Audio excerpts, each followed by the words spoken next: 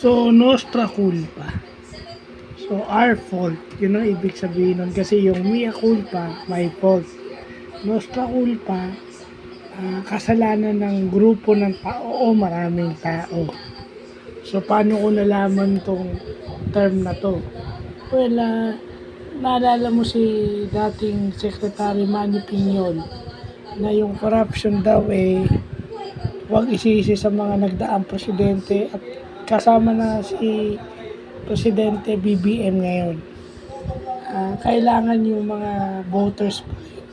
Dahil tayo ang naglagay sa kanila, yung mga congressman halimbawa, para mangurakot o maging corrupt.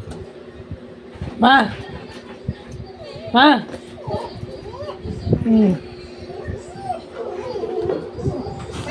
So, yun lang yung matututunan natin. Dito. So, yun lang yung natututunan natin bagong word no, nostra culpa. Counterpart ng mea culpa.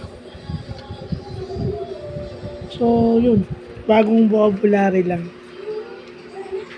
Para magmukhang tayong updated parati. So, yun lang po.